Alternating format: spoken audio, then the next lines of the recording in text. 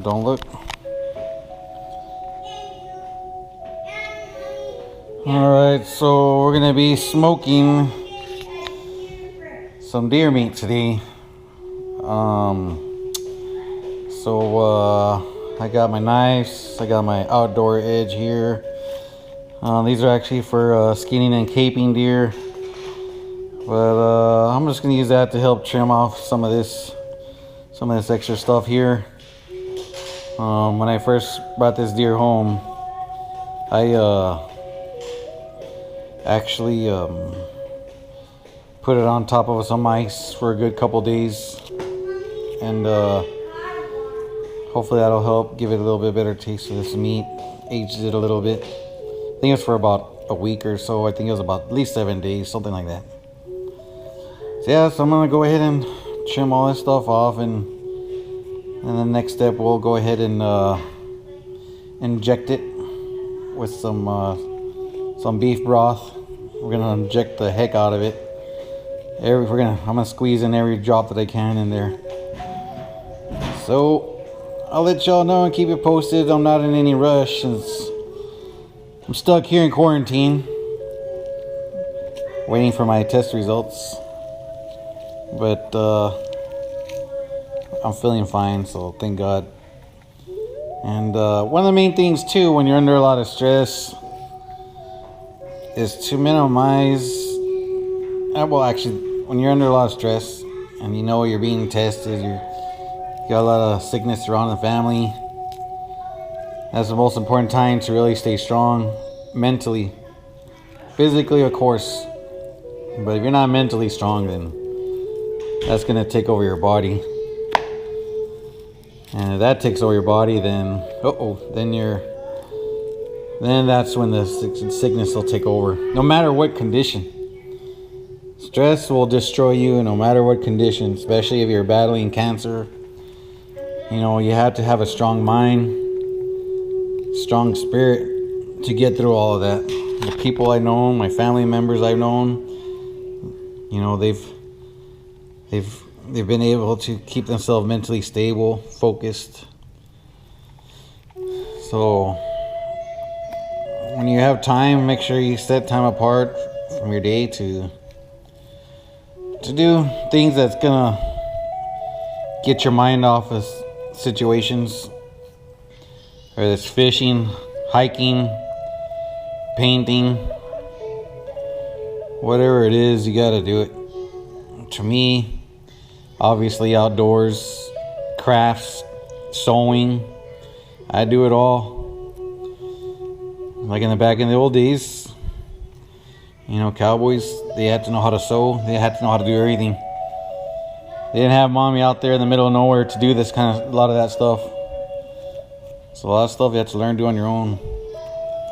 So there's something you don't know how to do, might as well learn to do it. Make time, and always make time to teach your kids.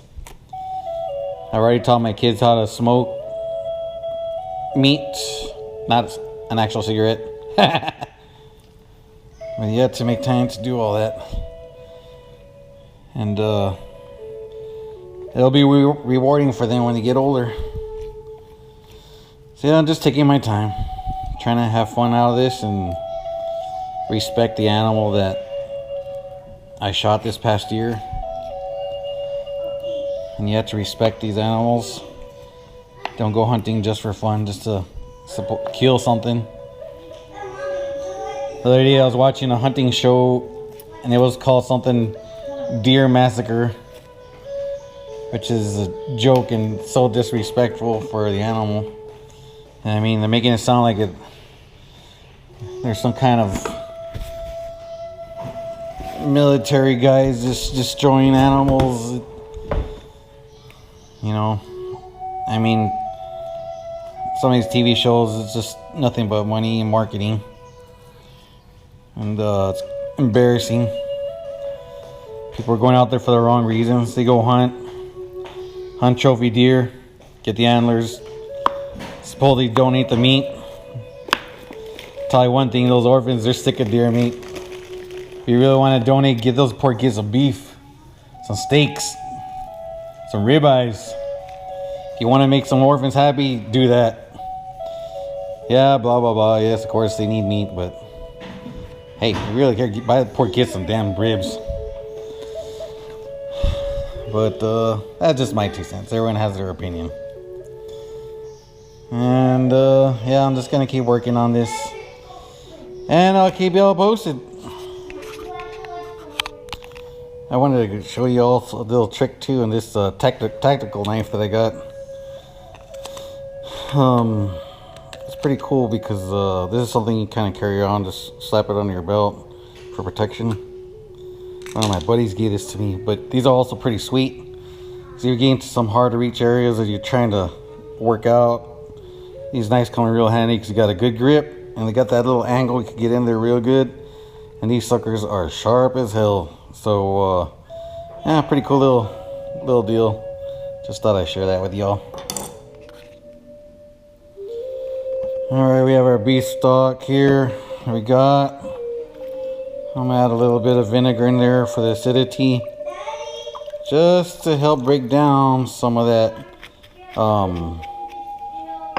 tissue layer between the meats, because there's several layers of meats here. This is an experimental procedure for me, so we're gonna mix all that up real nicely. Grab me a spoon, and you can add whatever flavoring you want to it. Since my kids are gonna be eating it, I'm gonna try not to make it spicy. But if it were for me, I'd probably put like some grinded jalapeno in there, and jalapeno juice, and or use some of that jalapeno marinade used for frying turkeys. That'd be pretty dang good too. But I'm just keeping it simple. So we're gonna go ahead and inject this every bit I can into this meat. And I bought this little sucker. I don't know where the heck I got it, Target or Cabela's or what. It's reusable, it's very nice, easy to use. So we're gonna work away.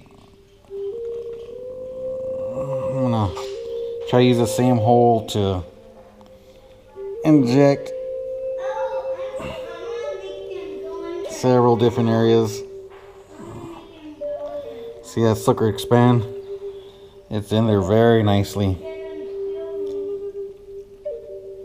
So we're gonna do that everywhere we can. Very nice. It's holding it pretty good too. See, and you get those cheap syringes, these things fall apart, they're real flimsy. The sucker's holding up real nicely.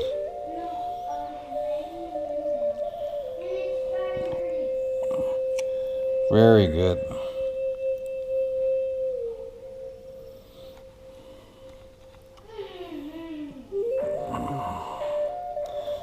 Nice. Very nice. All right.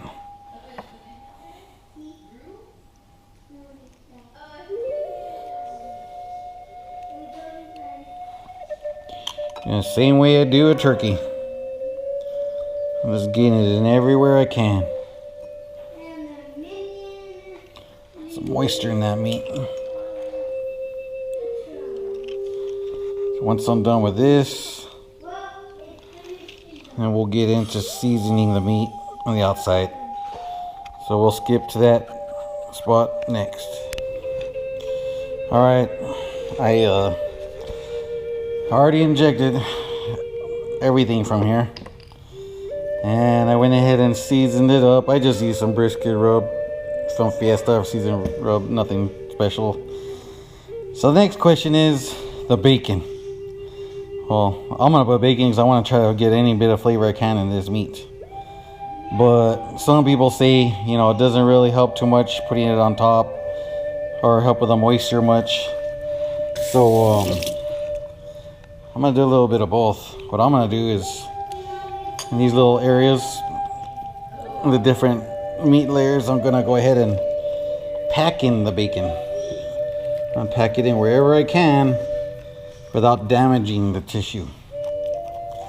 So that's my goal here, to pack in where I can, especially wherever I cut lousy. I'm gonna stick it in there I mean, like that, perfect. I'm shoving that sucker in there. I'm like dang sure it's gonna taste good. So that's what I'm doing here. And it's kind of filling in the gaps in a way.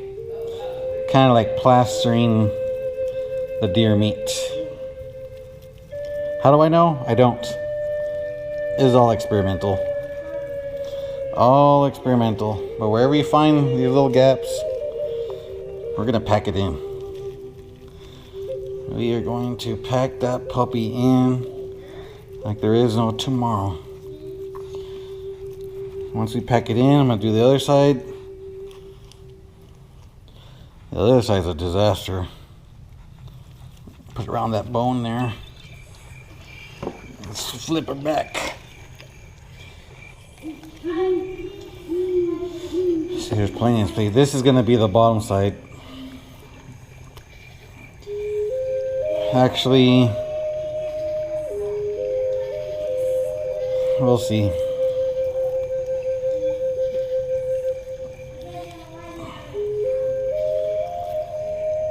Actually, I'm gonna put this on top.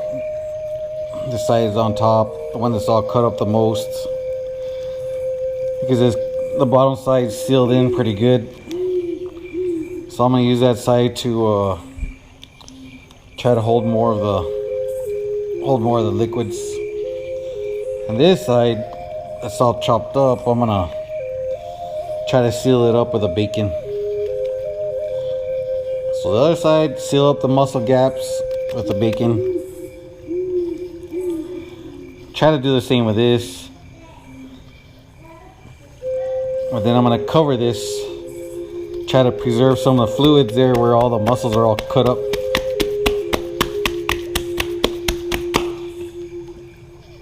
We'll see how it comes out. See, I'm gonna use a chopped up side on top. The other side is more intact. I'm gonna put that facing bottom. All experimental, so we'll see, but it makes sense. To me it does, at least. Now we'll go ahead and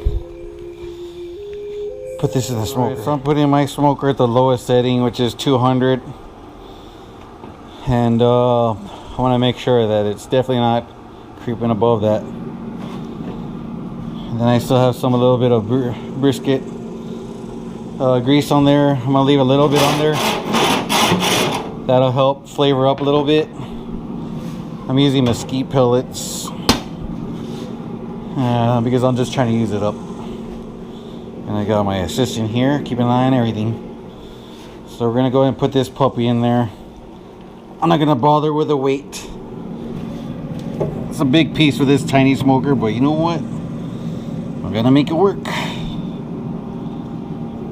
Alright, so low and slow, like they say. So that's what we're gonna do. So let me get this in here, get that going. Close her up. I'm gonna talk about something for a second. I was looking at a bunch of different little reviews and strategies on smoking deer meat. Obviously I have to keep it at 200 degrees. So, 'cause that's the lowest my smoker goes to. So we're gonna smoke at 200, and I'm gonna stick in my my temperature gauge. And when I get to about, what I'm gonna do is I'm gonna wait till it gets about 110, 115 degrees internal temperature. I'm gonna take the meat out. I'm gonna wrap it in foil. Then I'm gonna put it back in there and let the temperature rise to about 130 degrees. Because wrapping in foil and maybe put some more juice in there, it's gonna reabsorb some of that liquids, so it's gonna help keep that meat moist. At least that's what I'm thinking. So that's my plan of action. So now we just gotta let it sit and wait till we get the internal temperatures to the right temp. And of course, like they say, you know, don't put that probe right by the bone. Put it in the thickest part of the meat and that's just what we're gonna go with. And like I said, about 110, 115, I'm gonna take it out, wrap it in foil, and then throw it back in there to get an internal temperature close to 130. And then we'll see what we got. All right. Looks like we got this sucker right about 113 degrees. I'm gonna go ahead and pull it out. I'm gonna wrap it in foil, stick it back in, and leave it in until the temperature gets to about, let's say about 125 to be safe. So let's do it. All right, so what I did is I got those temps about right. When I took the meat out, I opened it up. The top of the meat was definitely still not warm enough. Top meat was about, it was only about 117, 120 right now. So what I went ahead and did is rewrapped it, and I flipped it around, and I stuck the probe back in there, and to get that temperature back up to about close to 130 or so. So all I did was flip it around, rewrapped it a little bit more, some more foil, and we're gonna let it sit. See how it comes out. Alrighty. Didn't take too long to get the temperature up to about 133, so I definitely don't want it higher than that, so I'm pulling it out. It'll probably continue to rise a little bit, and definitely don't want to come down with some dry meat. So see how it goes. Smoking here on this Pit Boss, and you can see it's a big chunk of meat, but right now it seems like the bigger the deer meat the better, because it's the temperatures don't jack up so quick, and it seems like that bacon held it pretty good and held the juices in. So we'll see. I'm no pro. I'm pretty much a beginner at this, so we'll see how it comes out. Side, feeling pretty warm, feeling good there. Double check it. Make sure we're good here. Coarse spots are going to vary in the temperature. This is the several layers of different muscles. Sorry, I just got a ton of smoke in my eyes. 125.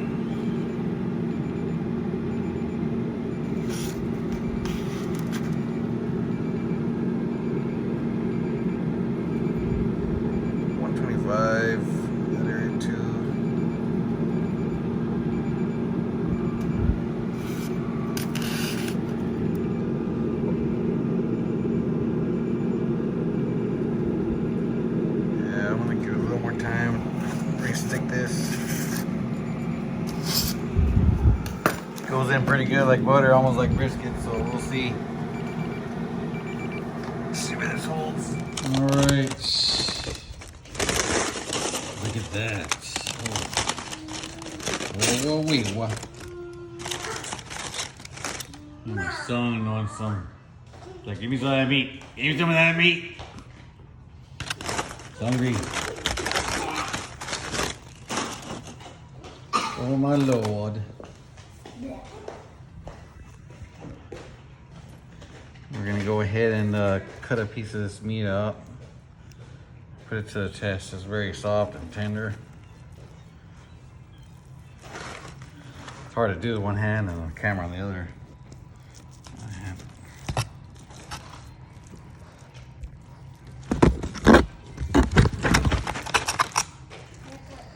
Dog definitely likes to smell that.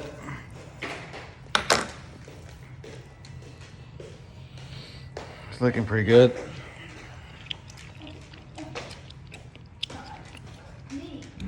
Tastes pretty good. Can't complain. Looking good. Got that nice color. I mean, you can't ask for a better meat than that. I mean, it's moist. You can see the moisture in there. Move, Missy. And it's looking pretty good there. So, yeah, see how it goes. That's it. Cut it up.